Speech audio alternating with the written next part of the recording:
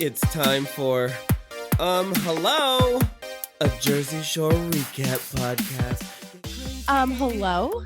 Hello! Hello to you, and hello to everybody out there. Welcome back. This is the finale.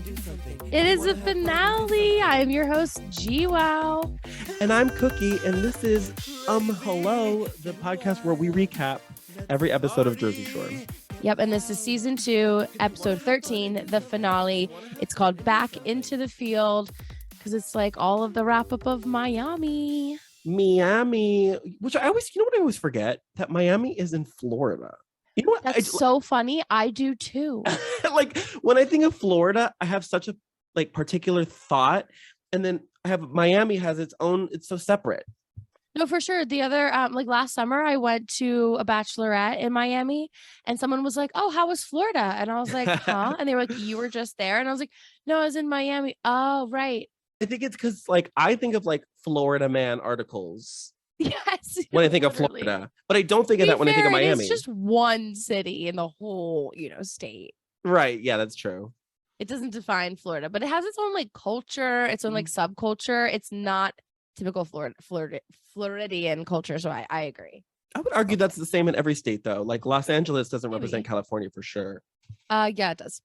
Southern California, but there's a whole Bay Area. Come on, how dare you? Everybody in the United States hears California and they just think LA. I promise. I know they do, but they shouldn't. I know that's a controversial. Yeah, but people have such a warped version of the United States. I saw this in a meme once, and it blocked off California, and it said this is how people view the United States, and it blocked off California. It said LA, and then it blocked off the Northeast, and it said New York, and then it blocked off everywhere, and it just said Florida. And then it drew a line, and on the bottom it said yeehaw, and the top, aka the Midwest, it just said what? And that is how people see the United States. That's true. And you know what? I don't know why I'm complaining anyways. I'm literally from the LA area. LA's the best. So what am I talking about? Anyways. Well, before they leave Florida, the entire state of Florida, they have to do an Everglades trip to experience, Florida life that's not Miami life. And they got to go see crocodiles and alligators. So that's why I brought up the Florida thing, because when they did that, I was like, oh yeah, Miami's there's swamps and alligators. Yeah, LOL at Guido's in nature. They were not jiving, although I do think the seafood had potential to be good. I think they just opted to give them all the weird things on purpose. Because Southern seafood is where it's at. Florida's still, part of that. Well, so they went to this restaurant. Did we say that already? They went to this restaurant and they're eating frogs and alligator. And the boys are adventurous, but Jenny specifically looks like she's going to vomit. Oh, Jenny hates it. And she got up for a second and I thought she was going to vomit. No, but guess who did? Guess who did vomit? The situation on the car ride home. Which that is the most embarrassing. Having to ask someone to pull over so you could throw over on the side of the road is the most embarrassing thing that could ever happen. I know, because when you're not in a car, at least you can make it somewhere and figure it out. Yeah. Do you play off in a car and you're like, when you vomit, do you play it off? Because I do. I never say, I'll be like, oh yeah, just give me 1 second, I'll be right back. And then I go vomit. I never make a show of it. It depends on who it depends on who I'm with. If they know, I don't make a show of it necessarily, but sometimes I will be honest and be like, I'm gonna go throw up, don't wait for me. If I'm not with the right people, then I'm just gonna go do it and then pop some gum and hope they don't get too close. Well, there you go. Well, that's not what Mike did. Mike was on camera, so we had to all see it and hear it. I hate when they do that. I hate when people this happens a lot on reality shows. They'll cut away, but they'll leave the mics on. And it's it's not necessary. Ugh, we understand what's happening. You didn't need to give us those details. They did it in season 1 also with Snooki, and I remember it so vividly. Ugh. Yep. Oh, gross. Okay, so I'm changing the subject because it's disgusting. But this is heartfelt. Vinny and Pauly want to take their little Miami girls out on a last date. And if you remember, Vinny's been seeing Ramona and Pauly's been seeing Rocio. Interesting, Rocio has recently resurfaced on TikTok and has made some videos where she is like, yes, it's me from Miami, Jersey Shore season 2. And she made a point to say, everything between me and Pauly was super genuine. Everything you saw was real. He was so nice to me. He took me out. He was such a gentleman. And you hear Pauly talk about her as very like, he's like, I want to treat her right. I would never act, out of respect with her and whatever. And she vouched that all of that was not an act, which I loved hearing that as we're recording this. I do too, and I believe it because I've accused things in relationships on that show of being staged, but that was not one I felt like was. I was like, it felt genuine. She had a lot of good things to say about him. It was really sweet. That is sweet. And Ramona, on the other hand, I wonder what she's up to, Vinny's girl, because on this night, once again, she was late. I think she's just one of those girls that like doesn't get ready in time and pushes things off. And Vinny, what he should, if he like, when you're with somebody like that, you have to know to work around it. Yeah. And make your reservation at 8, but tell her the reservation's at 7. Tell her it's at 6 if you have to. I have friends that don't know how to be on time, and I just tell them a different time than I want them there because I know that it's going to take them longer. And so like my one friend, I'll be like, I want you at my house by 7:15. Knowing that I don't really care if she gets there until like 7:30, 7:45. Okay, work. Because I had written down to ask you because I recently saw on TikTok people, you know how TikTok makes mountains out of molehills, like crazy. And these people were talking about the late friends with such vitriol, like about how they're awful, terrible friends who deserve the worst. You know how TikTok does. Yeah. And I was so like, I don't like, just don't hang out with them. Why are you so angry? I think you need to learn to accept people how they are and just adjust. You know that they're going to be late. So do not set a time and expect them to be there. And then guess what? If you set the time and then you're late, then they know how you feel. Like, oh, okay. So like, that's the worst that's going to happen if you tell them to go early and they're there. Like, I just think some people don't have the gift of time management, and that doesn't make them evil people. Like, it's not something we learn in school. You know what I mean? I'll tell you, I used to be perpetually late to I was the late friend.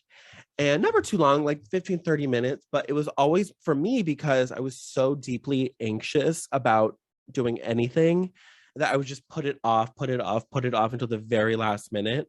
And then would cause myself more anxiety by being late. And I don't know what happened. Don't ask me how, but something just flipped in my mind. And now I'm not really late anymore. I actually could see Ramona kind of being that way because you don't think of super pretty girls necessarily as sometimes having anxiety or being insecure, but they often have just as much, as like anybody else. And so I could definitely see her kind of being in that mindset of like just putting things off, getting ready super slow, and calling Vinny to be like, I'm still coming, and he's, I don't know. I think he could have been a little nicer. He's like, well, hurry up. I think that about his whole interaction with her this whole season. Like, he's very like, she kind of didn't want to go on a date with you in the first place. And then when she did, he was like chastising her for it. Like, you're lucky you got the date. Strangle you. Yeah, exactly. I'm going to strangle you. You're lucky you got the date. Now, what do you think of this date that they had tonight? Because I have to say, and it could be the cameras, I'm not going to blame either of them personally, but they have no chemistry. I'm sorry. There were other parts of this season where I did see chemistry between them, but a lot of it was alcohol induced in the clubs. These kind of moments do feel a little stale. And I also think part of it is like, is Ramona pity dating him? Yeah. I don't know. I think so. Speaking of awkward, Vinny says that all of the dancers in New York will remind him of her. What a great line. That I should have. Oh my God, that is so funny. I should have soundbite. In fact, I think I'll try to add it in after a soundbite because I found that to be so funny. Because she was like, "Well, don't look at the other girls that are dancing," and he's like, "No, I'm gonna look, but I'll be thinking of you." They're just gonna remind me of you. They're gonna, yeah, I'm gonna look, Stupid. but I'll just be a little bit sad. I will say, I appreciate the honesty of them, kind of having this conversation of like It felt like they were speaking to each other as if they may never speak to each other again. And I appreciate that because I think it's good to establish that this could have been a summer fling and we'll try to talk, but just in case, like, goodbye. And I appreciate that. I think Pauly and Rocio kind of have a similar kind of conversation. And Pauly says like, well, I kind of want things to continue, but it's not like, we're close to each other. And he does say at some point that he wants a girlfriend. So I think Paulie has it in him, but I think the distance here is working against both of these couples. So then those dates are great. But then we get this really interesting music change because everything with those two dates is very romantic music. And then all of a sudden it switches to this like quirky kind of like music. And we get a pan to Sam and Ron at their restaurant, which I feel like there's no reason other than I guess the producers were not on board for them to have the same editing, but instead it's this like quirky, goofy thing as if there's a total vibe switch as you're watching it. And of course it's like this awkward dinner, but it was such a shift that it's like, we felt the awkwardness and they hadn't even fucking said anything yet, just from the music. I think that's the point though. I think they were showing like how weird their relationship is compared to these other very sweet, earnest relationships. Because even when they have good that's the thing about Sam and Ron, is even when they have good moments, there's still like a tiny bit of tension in the air. Like there's always tension around them. And the cast during reunions and stuff, and when the cast has addressed it, they've said that basically it was 24/7 kind of tension. And I think that's what they mean. Even when Ron and Sam are sitting there like trying to get along, it's just like, are they about to fight? Yeah, it's they're always on edge. Sam is on edge. I feel like she's very defensive, so I think they're fighting over nothing all the time. Like Ron will just, now granted, Ron's not innocent in anything. Please, like trust me when I say that.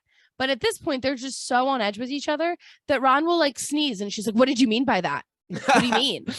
And it's like, well, girl, I don't. This is why they shouldn't be together. Yeah, well, exactly. They're the perfectly mismatched couple because Ron has figured out her triggers and purposely does it to like make her, I feel like, right, to like make her look bad. Like he knows how to get her going without having to do much so that it looks like she started the argument. And I guess technically she did a lot of the times. It's this weird, like they're perfectly mismatched for each other. It's they like horrible are awful for each other. Because what was this argument even about? Like, I think he was just like, yeah, whatever. So I've actually seen this fight on a couple different reality shows, and it is so stupid. I'm gonna play this out. I'm gonna play this out for you, and we're gonna be a play a hetero couple right here. Okay. All I want you to say is "I'm fine." Okay, ready? Okay. Are you okay? I'm fine. No, I can tell there's something wrong, and you're just like, you can be real with me. I can tell you're hiding it from me. Like, just tell me, like, are you okay? I'm fine. I'm just sitting here. No, if you're not going to be real with me, if you're not going to tell me what's wrong, then this is never going to work. That's what the fight was. That's what the fight was. That's literally what it was. And she said the words, "When I'm with my boyfriend, I want to be with my boyfriend." Like, you're with him. It's so unproductive. It's so unproductive. And I know people like that. And I have to say it is kind of irritating because it feels a little selfish. There's this mentality of like, stop feeling bad because I don't want to deal with you feeling bad. So just like be happy and be on the same vibe I am, no matter what you're dealing with. I don't like that. I don't like that. And it's a lot of like picking fights that don't need to be there. I don't know. It's bad energy. And like you said, the whole house is affected by it. They go to this dinner and then they bring that awkward energy back to the house. And everyone else, they even like go outside to be like, "Are you guys coming? We're trying to go out." Like everyone else is just so over it because they're like, again with this, like again. But they're like you said, they're all affected by it. But they do end up going out because it's technically their last night out. Well, let's talk a little bit more about that after a break. Okay. All right, we'll be right back. Can't get enough of hello? Never. Well, check us out on social media. We're on Instagram and TikTok at hello pod. And if you are listening to us, but you'd rather be watching, you can go to patreon.com/hello. There's also going to be tons of bonus content, including bonus episodes and behind the scenes, like how I got my Snooki pove. And last but not least, if you're a brand or you just want to give us money, send us an email, a professional email at hellopod@gmail.com. All right, let's get back to the show already. Okay. Hello. Hello, we are back, and it's our last night at bed. They're going to bed, BED, whatever. The legendary bed, the bed that, as in The first night at bed. That was the last night at bed. Oh my God, the first night at bed and the last night at bed. It's the most iconic club of the Miami season because that's where Ron, he put his head between the cocktail waitress's breast, made out with multiple women, whatever two girls. That's where that happened. And this is also the place where now, in the midst of their fight, somehow Sammy apologizes and Ron very dramatically is like, that's all I've been wanting to hear for the last 4 hours. That's all I've been wanting to hear. And then magically they are just 100% fine again. They're so fickle, the two of them. It's like scary. It is a lot, but at least they make it so that everybody can kind of have a good time at this last night. Yeah. And then Vinny gets approached by two women with an offer that should he have refused it? Listen, I have to be honest with you. I can't deny that if I were in his exact position, I would have a very hard time, if I found those women attractive, denying it, because what a way to go out of the season. What a way to end the season with a threesome. Yeah, and at that point, like, it's not like anybody was exclusive. It's the last night. I probably wouldn't have thought anything bad about it. And he has this moral dilemma because he's like, but Ramona, and I don't want to disrespect her. I do give him credit for passing on it. I'll say this. The way it makes him look as a good guy, I think outweighs how much of like a big shot he would have looked like if he had done it. I think it says a lot more and it goes like it outlasts, the alternative. So I'm okay with it. I think you're right. he actually said, when you have a good girl, say no to hoes. He's so close to being not misogynistic. So close. I understand the sentiment. When you got a good one, pay attention to that person and that person only. That's what he's trying to say. It's wrapped in a not so pretty package, but I'll take it. It's kind of everything with him because he tries. He's a victim of the culture he grew up in. Like when he sees Ramona and he says, I'm going to strangle you. And he doesn't realize how that sounds. He tries his best to not come off as a creep. Now, these girls, we're not done with them. We are not done with them. And neither is Mike the Situation. Yeah, because he's apparently very into sloppy seconds. I don't know why he's so okay with just like doing that and being a second option. But he's just like, okay, I'll step in, which is so desperate to me that I'm like, even if you did it, you can't brag that like whatever, like the situation didn't come to you. It's so embarrassing. I'm so sorry. But it is humiliating for him because the worst part is not only does he keep getting sloppy seconds, particularly Vinny's sloppy seconds. Yeah. He swoops in immediately after. Like, it's like he's watching Vinny waiting for him to reject the girl so he could swoop in. And then he like brags as if he committed a robbery. He didn't say that this time, but he always acts as if, I took Vinny's girl. No, Vinny had just rejected them. Right. That's why I say like it's sloppy seconds. It's not a robbery. It's sloppy seconds. But and it is sloppy. A robbery. It's very sloppy. It is sloppy. Then they go to the bathroom and they're all making out and it is gross. Like he insinuates he got a blowjob. That's what I got. Is that what he insinuates? I didn't. He was just like, some stuff happened, and I was like, sure it did. He insinuated a blowjob happened because he said something like, I got, and then he like pointed at his penis. So what else would that mean? Or he like motioned toward his genitals. At least that's what I picked up. Now, what do you think about have we talked about this before? How do you feel about club sex? I don't mind public sex in the right setting, but these clubs feel dirty. Well, I've never done such a thing, but that's also because I'm such a lame. I don't hook up ever, much less at a club or in public. Okay, before we go to the break, that was the last night out. Now it's not the last night, just their last night out at a club. Right. Now it's their last dinner. But here's the thing. I felt like a whiplash, and I know we've covered timing on this so much, but like did I miss something? I feel like we went to break. They were in the club, and then we came back, and all of a sudden Jenny was cleaning the house, and it was like, she's like, it's the second to last night. And I'm like, what? I'm so confused. This show had chaotic, messy editing. And I noticed it in season 1. I hadn't noticed it before because I wasn't keeping track of the storyline in the same way. And I was interested going into season 2 to see if it was the same. And it was. It was chaotic. Yeah, this was wild. So I guess it's there. She says second to last night when she's cleaning, but I think that there's like, I don't know if this is 2 nights or whatever. I guess it doesn't matter. Here's what happened. So first, Sam and Ron are vibing in the hot tub, and it's time to like start making dinner, what might be, I think, their last family dinner. And Snooki goes out innocently to ask Sam to help, I think because she wants to include her and is trying to be a good friend.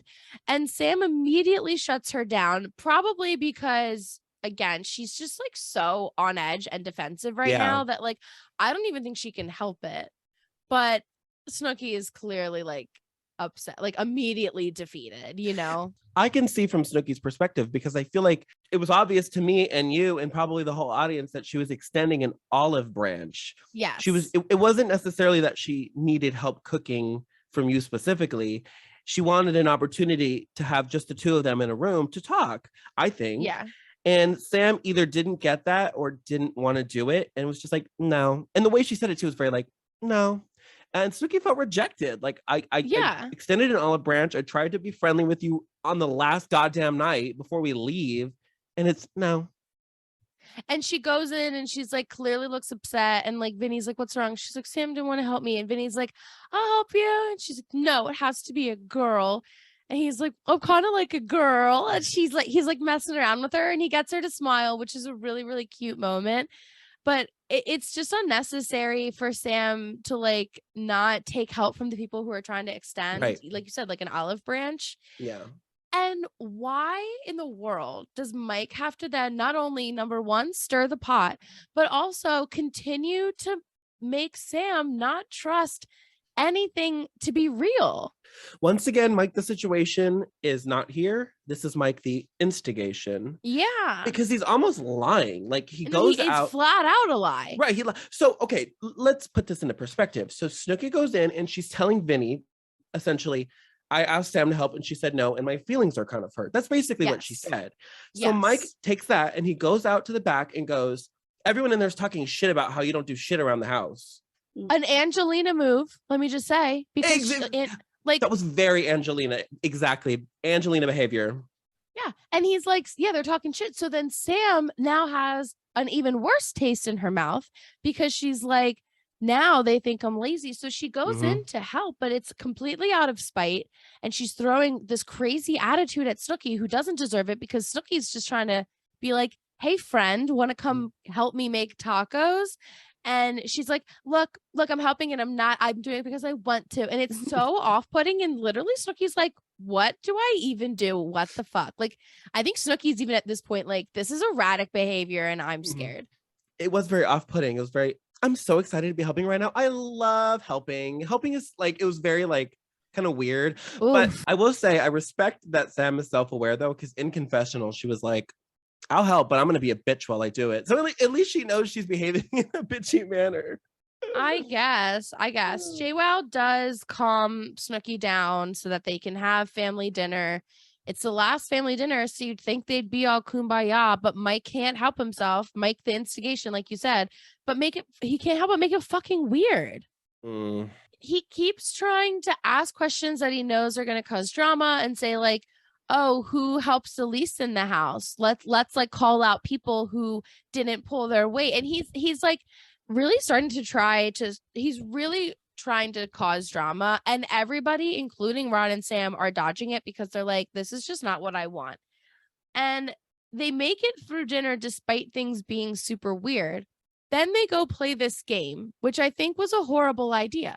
The dinner was already awkward, and then they're going to play a game to make things more awkward. Like, quit while you're behind. Well, let's talk more about that little game after a break. Okay. We'll be right back. Welcome to Sapphic Survival Guide. My name is Cheyenne. I'm Gina. Class is now in session. How do you define queer style? How do you communicate that you don't want to U-Haul at all? Right, as literally every queer woman I meet hate Geminis. How do I deal with the most devastating breakup I've ever been through? Sapphic Survival Guide. We're happy to be queer to answer your questions. Hello, we're back. We're back. We're playing a game. That seems like a horrible idea, like I said. So the game is basically a superlatives list of, who's most likely to do this, who's least likely, whatever. We've made it through 4, but there were fights on numbers 3 and 4. Okay. So the first one, who's the most down to party? They said Snooki. Okay. And they were like, Mike, they made a joke out of what was actually like a really weird moment, which was like, Mike had to drag me out of the club. That's how much I'm down to party. But it's like, no, he dragged you out of the club because he's an asshole. But okay. Right. Then we get most likely to get skin cancer. And they all say Pauly because he has the tanning bed. In his bedroom. Yeah. From season 1. I forgot about that. It's a whole thing now. This is where things start to get dicey. They ask who made up these questions? Who's most likely to be a follower? And Mike says Vinny, which makes Vinny like annoyed, but it's not a full-on fight. You know what I mean? Well, that Mike, the situation, he's got that weird logic. His brain works in mysterious ways because he says the reason why Vinny is the most likely to be a follower was because Vinny didn't hang out with him and Pauly in season 1. And now all of a sudden he's with Pauly all the time. Yeah. And Ronnie says, because Mike is jealous that he lost his best friend. And I happen to agree with Ron. I couldn't agree more. Mike is jealous because he lost his bestie. %. Which is the worst thing, to lose your bestie. But listen, Vinny and Pauly are cuter together. I'm sorry. I ship them more. 100%. Nope. Couldn't agree more. So this is where things go south.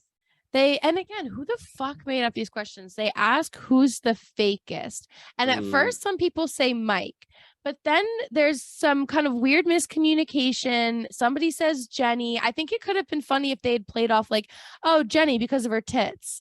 Like body wise, she's the fakest, but that's not what it's like. A miscommunication. Things kind of get weirdly heated, and Jenny like walks out to smoke or something. So it just, and that's where it ends. We got 4 superlatives. 3 of them were negative.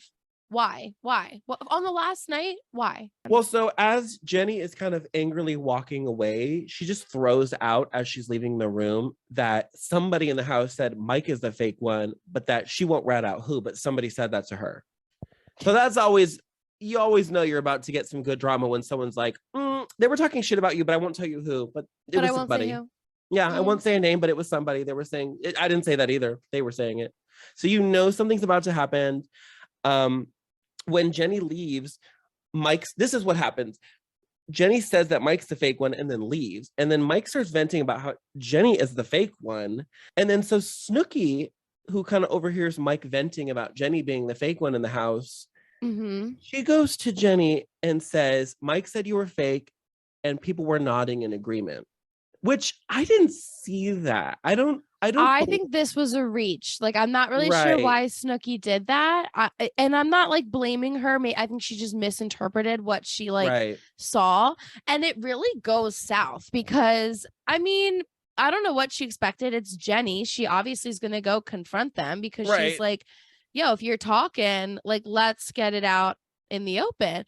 And Pauly, who we all know is not the one to normally get mad, he immediately gets so infuriated that this is why I just think they're all so on edge from everything going on. And I think that the Sam and Ron like vibe of just fights for no reason has sprawled over into everything. And I think Pauly's just been like so annoyed at everything for so long that when it then finally gets directed at him, that's why we get that like, from who? And you see his like veins popping out. And Snooki's like, because she's literally scared of him in this moment. And it sucks because it was a mistake that she made. Well, I think it was a buildup, you know. I actually have it written down, and I want to try to make sense of the timeline of events because it did feel like Pauly was so angry, and it's kind of hard to. I'm trying to map out. Very angry. Angrier than I've seen him. I think before or after. I think that's the angriest he's ever been. And okay, so here's what happens. Yeah. So Snooki tells Jenny that Mike was saying she was fake and everybody was agreeing.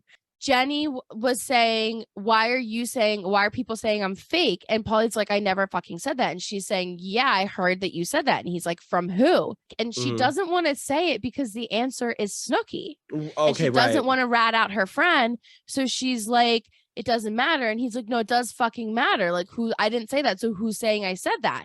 And she's like, well, if you didn't say it. And she kind of tries to back off. Like, all right, well, if you didn't say it. And he's like, well, no, who fucking said it? And so that's why he like gets mad, because he's like, who's putting words in my mouth? I never called you fake. Which, to be fair, like they don't even have that kind of relationship for like Polly to be throwing shade at JWoww. So I don't even know why. Like, I don't know why the conversation was like, you didn't say this, right? No, I didn't. Yeah, okay, I didn't think so. I don't know. It's the game of telephone. And when you have a friend group, you know, sometimes just light venting or light shade blows up and turns into, oh, you were talking shit about them. You know what I mean? Yeah. But this was a whole season's worth of drama kind of blowing up right at the end, which is sad because it's the very end. It's their last night and they're all the whole house is sort of tense and fighting with each other now. Yeah, now everything is weird, including between JWoww and Snooki. And Snooki wants to leave, and she's dramatically packing, and they're fighting, and the whole house. She loves that bit. Them. She loves that bit. Snooki loves to pack and have I will say, she was very young at this time, but it is sort of like almost a teenager thing to like pack up and then look around like, I'm waiting. When is everyone going to beg me to stay? And they always do because they love her. I think part of this too is they're just all too drunk to be like doing this kind of shit. Like you can tell that like Jenny even says at one point, like, I'm too drunk for this right now. Like it's just like they've been drinking too much. Everyone's on edge. Alcohol's not helping. And it's just a huge mess for there to be 15 minutes left in the season. Well, of course, as they do, they convinced her to not leave that night and to stay until the next day. Kind of is the reason that she didn't. I mean, I hate Mike because he causes this drama. He does all this instigating, and then he comes in and thinks that he can just pick her up, throw her on the couch, tell her to smile, and everything's going to be all kumbaya. And I feel like the only reason that she kind of goes with it is because it is the last night, but it feels like the weirdest closure to this season. That's happened multiple times with him this season, though. He starts drama. Yeah. And then is like, well, I'm over it, so everyone else should be. And then he basically is like, well, I'm sorry, so everybody be over it. And then somehow everybody just kind of moves on, especially Snooki. This has happened specifically with her. This is what happened when he tried to pick her up and remove her from the club. Same thing. He gave her a half non-apology and just kind of assaulted her physically on her bed. And he still thinks he can. It's the same thing. It's repeating pattern over and over again with him.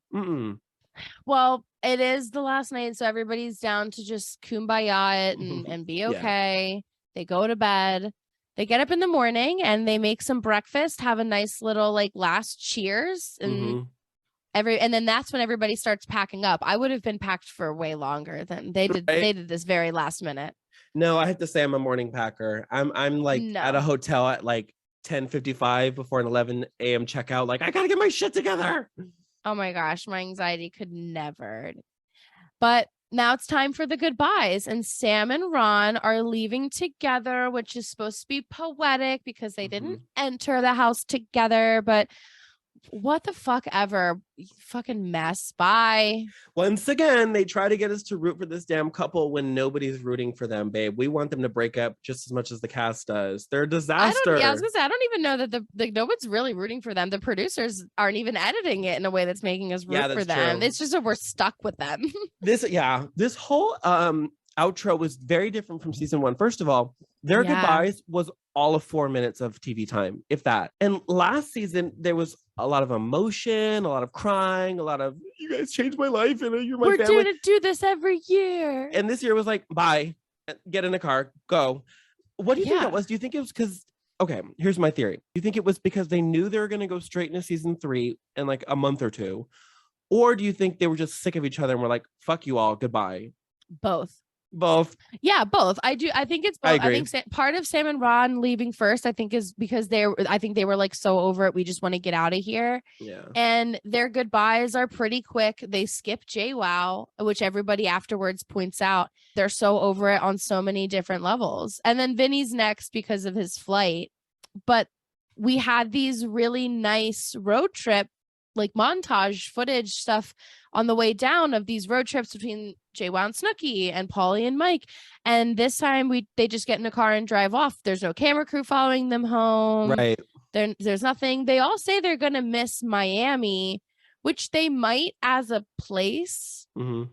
But I don't feel like there's just lack of like that was so great, let's do it again, we're a big happy family. Like it felt like they were just like, oh my God, finally. Which, I mean, they had just fought, the whole house was fighting the night before, so it makes sense that they were being cordial, but they were just fucking sick of each other. We're over each other, and I get it, because when you're around people for that long, I can't even imagine how over it I would be. Oh man. And I know we mentioned the timing of when they filmed and when they get to see things, but I think we're going to get to see a lot of that actually play out in Sam's emotions on screen next season. Yeah. And so, yeah, season 2 and season 3 are weird cousins that, always end up together again under unlikely circumstances. And it's going to be an interesting ride. And I feel so weird that this is how like season 2 ends. Like it's so anticlimactic. It's a non-ending. This random fight that we had and now we're done. Like now it's over. And I've read like producer AMAs. We've talked a little bit about it before. And I might have even said this, so forgive me if I'm repeating myself, but in the producer's mind, season 3 was the second part of season 2. So like the producer sort of considers season 2 and 3 one very long season. And I think the cast sort of felt that way too, because one led right into the other. There didn't feel like there was a kind of break in terms of, I don't think there was a very long break. I think they probably only had a few weeks or months off. Yeah, and it feels very much like we finished a part 1. Yeah, exactly. And Jenny said something interesting, which is it's one of those sort of it's like almost a fourth wall break. She says Sam will realize who truly had her back, like when she realizes or when she wakes up. In other words, when she sees the show, when she sees Ron's confessionals and what Ron was up to, then she'll know. But until then, and that's true, because in season 3, her attitude, there was a moment where it completely shifts. And I believe that's when she saw the show. She saw the show and everything changed. Yep. So I'm excited to get into season 3. That's Me too. My favorite season. I know it's going to be good. So let's wrap up season 2 with our last cookie quote. I tried to pick a fun one, although it's simultaneously funny but morbid, which I think kind of fits the theme. So do you want to take the Snooki monologue, or would you like to be JWoww? I'll be Jenny. All right. A crow comes and it starts quacking at us, or not quacking. What does a crow do? On the last day, there's a black crow. Usually when a crow comes and it does that, that means you're going to die. So it's warning you of your death. Right now, we're thinking, who's going to die right now? Not going to be me. End scene. Ooh. Hopefully the death is Sam and Ron's relationship. Do you think, real quick, crows are a bad omen? Because I love crows. They're so funny. I mean, Hitchcock branded them that way. You're right, and that's not fair. Oh, I guess Edgar Allan Poe as well. Oh no, that was Raven. No, it was Ravens, but similar vibe. I love crows. Let me tell you, don't tell my coworkers. I sometimes feed the crows outside of work, and I know you're not supposed to do that because then they will never leave you alone. But Snooki, the ever animal lover. Oh yeah, she was gonna be a vet in another life. All right, well that's it, I think, for season 2. Well, not quite. We have the reunion. That's the end of the main season, though. That's true. We do have the reunion coming next, but with that, goodbye. Hello. Goodbye. See you next season. Woo. If you want more of the podcast, you can follow us on any social media at Hello Pod. We also have a Patreon, patreon.com/hello. We've got a video feed there so you can see our beautiful faces while we recap Jersey Shore. And we've also got a little bit of behind the scenes bonus content for you. And you can find me anywhere online at The Lead Regina, including my website, theleadregina.com. And you can find me online on TikTok and Instagram at angel.iconic.music. Thanks for listening. Bye.